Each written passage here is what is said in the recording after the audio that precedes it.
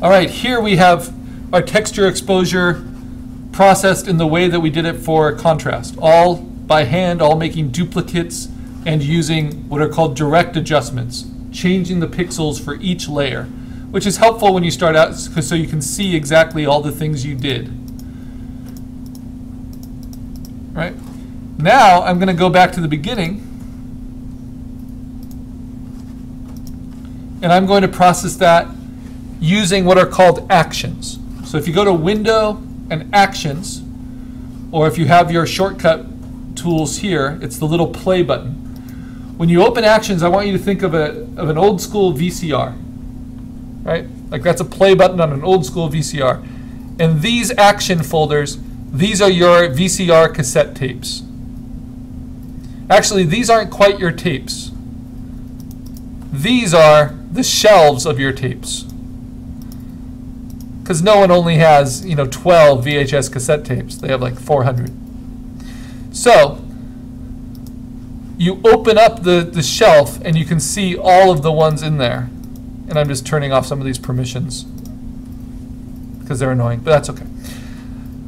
Now each of these within the folder, each of these is one of your cassette tapes.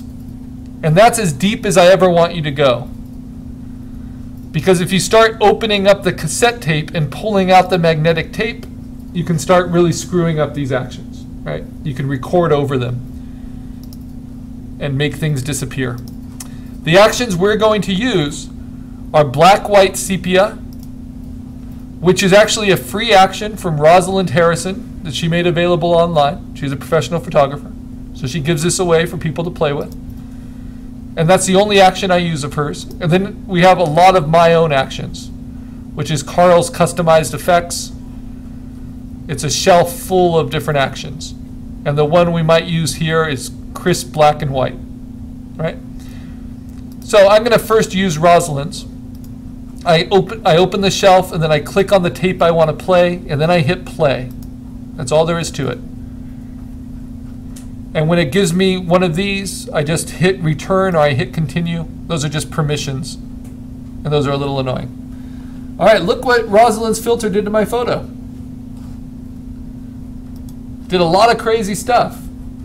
That is not what I want to print right now. But what's cool about actions is that it does it all with what are called adjustment layers. So actions are generally written, my actions, Rosalind's actions, for bad exposures, for exposures that are really average, aren't really pushed to the extremes of contrast. This photo already had pretty good contrast to it, so her actions pushed it beyond. But now I just adjust those actions. So you can see levels 1, levels copy, brightness, contrast, hue, saturation, channel mixer, photo filter, exposure. So this is how I start. I turn all of them off just with the eyeball. And I go one by one. I say exposure. Yeah, I like that for the most part, especially if I'm going to crop it. And I might crop ahead of time here. So I'm only focused on the area that I want to crop to. So to crop to a square, I hold down Shift and I crop.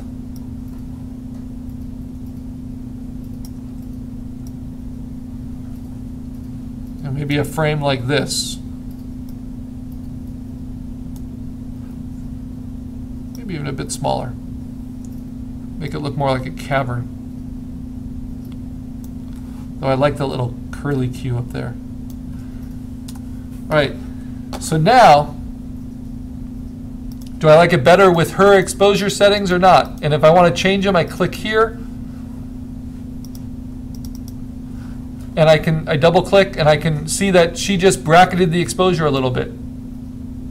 She upped it just to do it. So I might take that down just a tiny bit. Do I like it better or worse? Actually, in this case, I don't like it, so I'm going to leave it off.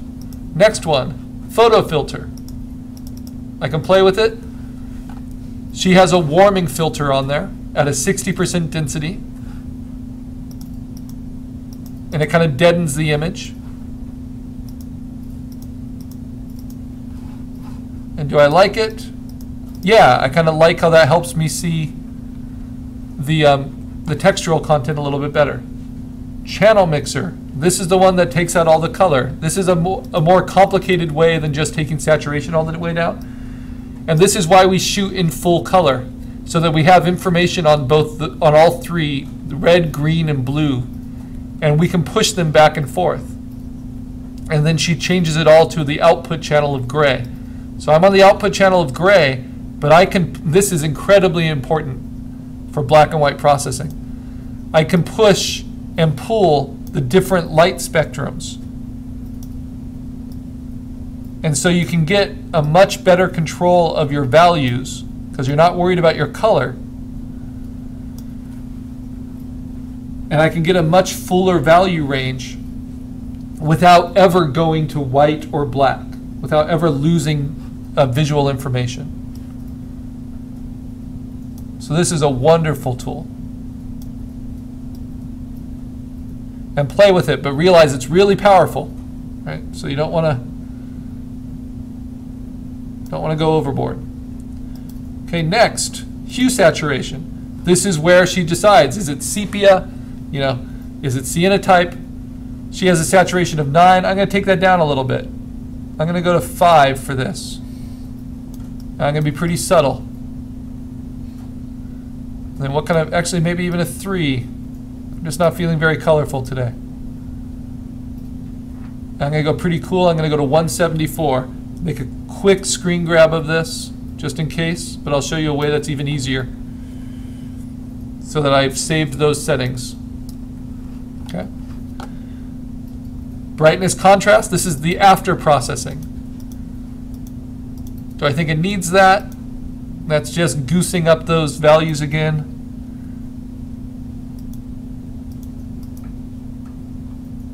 Okay, I think it needs it.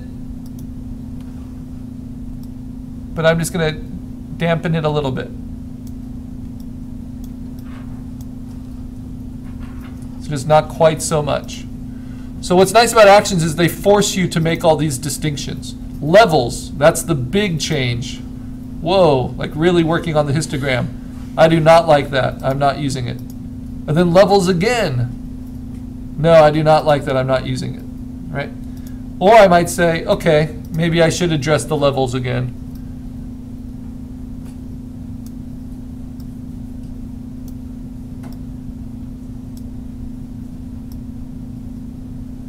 How about right there?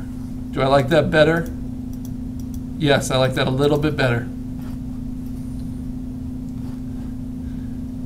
And now, if that's what I think is the best version of it, if it shows my texture really well, if it shows that value range really well, then I save it as a Photoshop file, and I'm going to call this texture exposure 1.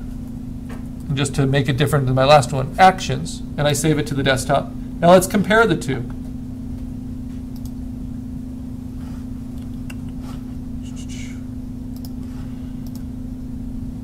That one with this one. Okay, so side by side.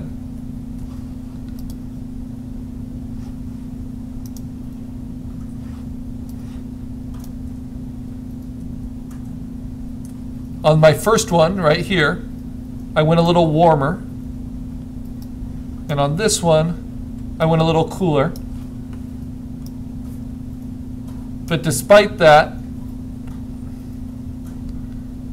I chose basically the same cropping.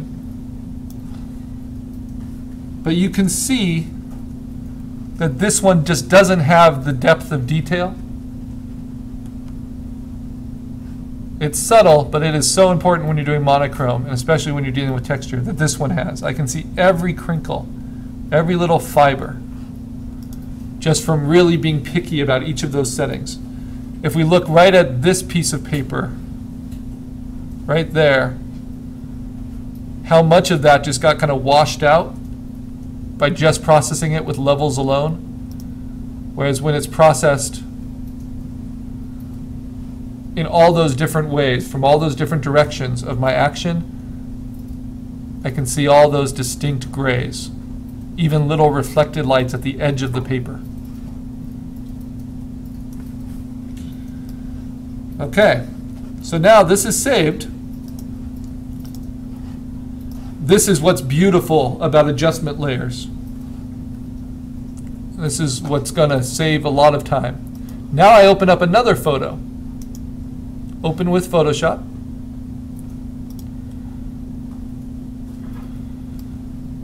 Drag it out so they're two floating images. Now I am going to move all of those adjustment layers, especially the ones I've turned on. I don't really need to move the ones I have turned off, but I might as well select them all. And I am simply going to click on those and drop those on top of my new photo. And voila, it applies all of those settings to this new photo. And I can go and adjust fine-tune every single one. But the only one I want to make sure matches is that hue saturation one, because those are the settings I'm using. So I'm not going to mess with hue saturation. But everything else will match. I can crop down to a square.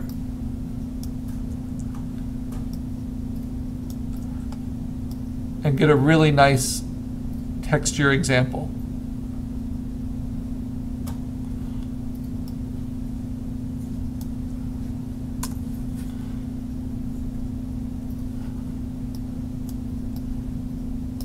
So now I have two textures, very clean, and I'm going to save that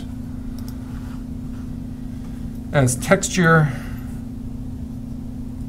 exposure 2 using actions. So actions is just the way we get to it as a PSD. And then I open up my third.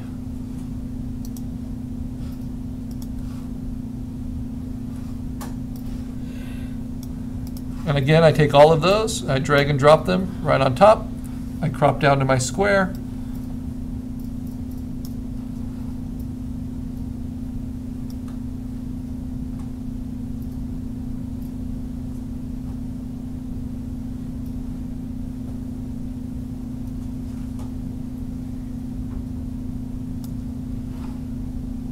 Cropping is the hardest part for me. Knowing if I want to go tighter or if I want to go larger. But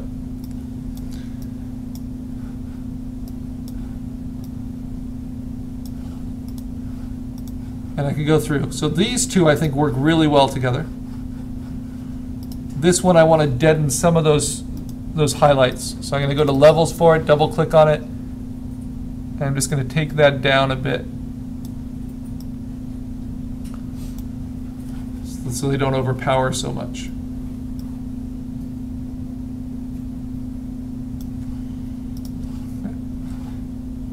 And now I've got all three. Then what do I need to do? They're all saved. Make sure they're all saved so you can go back to them. Notice I'm not saving them before I crop them here, because as long as I have one that's saved before I crop and I have all the actions, it's easy to put the processing on them, so I can always go back to my original exposure without too much trouble.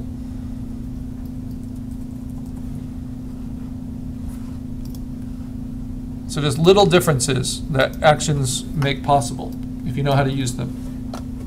Okay, and now I'm going to flatten each one. Once I flatten them, I lose the ability to change the actions. Let's see if I can finish this all in one demo. And now I figure out which one do I want in the middle. Hit F9, look at all three. I think I'm going to go with this in the middle. I don't know. Canvas size. Up first image size. I could write an action for this too, but that would be very specific. So, and then I could just play it across all three. Same dimensions, 3 inches by 3 inches by 350.